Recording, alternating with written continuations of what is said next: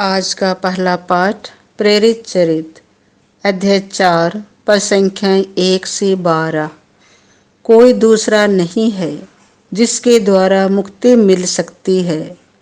पेतरुस और योहन लोगों से बोल ही रहे थे कि याजक, मंदिर आरक्षी का नायक और सदूकी उनके पास आ धमकी। वे क्रुद्ध थे क्योंकि प्रेरित जनता को शिक्षा दे रहे थे और यीशु का उदाहरण देकर मृतकों के पुनरुत्थान का प्रचार कर रहे थे। संध्या हो चली थी, इसीलिए उन्होंने उनको गिरफ्तार कर रात भर के लिए बंदीगृह में डाल दिया। फिर भी जिन्होंने उनका प्रवचन सुना था उनमें से बहुतों ने विश्वास किया। पुरुषों की संख्या अब लगभग 5,000 हो गई थी। दूसरे दिन यरूशलेम में शासकों, नेताओं और शास्त्रियों की सभा हुई। प्रधान याजक अन्नस, कैफस, योहन, सिकंदर और महायाजक वर्ग के सभी सदस्य वहां उपस्थित थे। वे पेतरुस तथा योहन को बीच में खड़ा कर उनसे पूछने लगे, तुम लोगों ने किस सामर्थ्य से अथवा किसके नाम पर यह काम किया है?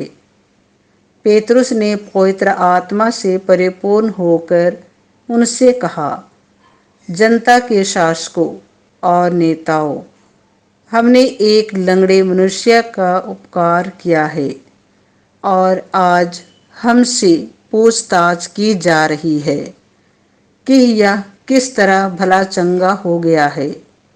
आप लोग और इस्राएल की सारी प्रजा यह जान ले कि यीशु मसीह नाजरी के नाम के सामर्थ्य से ही यह मनुष्य भला चंगा होकर आप लोगों के सामने खड़ा है। आप लोगों ने उन्हें क्रूस पर चढ़ा दिया, किंतु ईश्वर ने उन्हें मृतकों में से जीवित किया।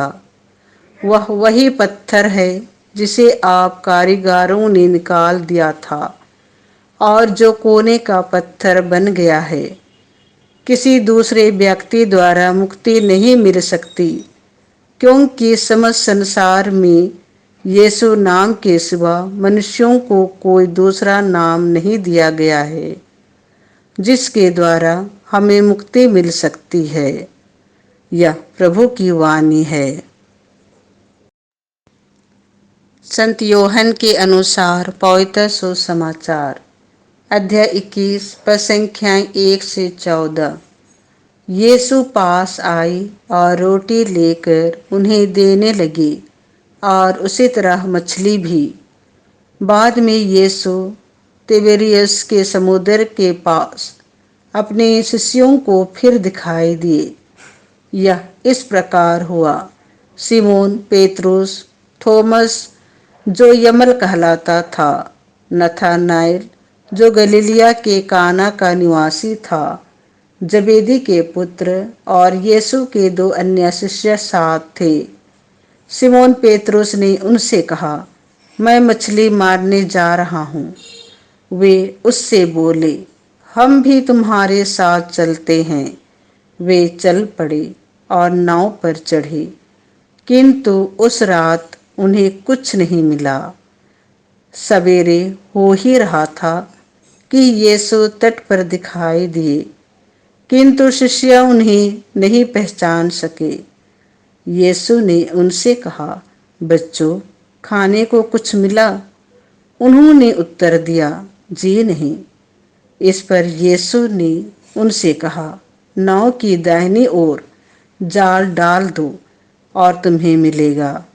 उन्होंने जाल डाला और इतनी मछलियां फंस गईं कि वे जाल नहीं निकाल सके। तब उस शिष्य ने, जिसे यीशु प्यार करते थे, पेतरुस से कहा, यह तो प्रभु ही है।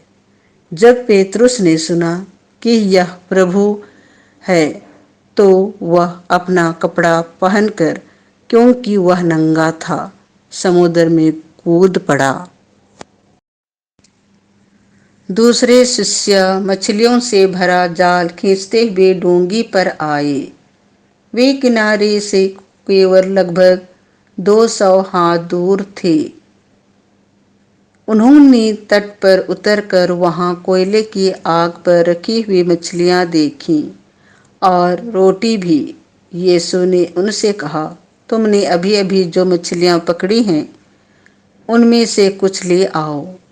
सिमोन पेतरुस गया और जाल किनारे खींच लाया। उसमें 153 बड़ी बड़ी मछलियां थीं और इतनी मछलियां होने पर भी जाल नहीं फटा था। यीशु ने उनसे कहा, आओ जलपान कर लो।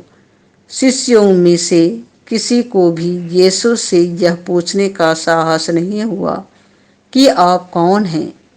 वे जानते थे कि वह प्रभु हैं। यीशु अब पास आए और रोटी लेकर उन्हें देने लगे और उसी तरह मछलियां भी। इस प्रकार यीशु मृतकों में से जी उठने के बाद तीसरी बार अपने शिष्यों को सामने प्रकट हुए। यह प्रभु का सुसमाचार है।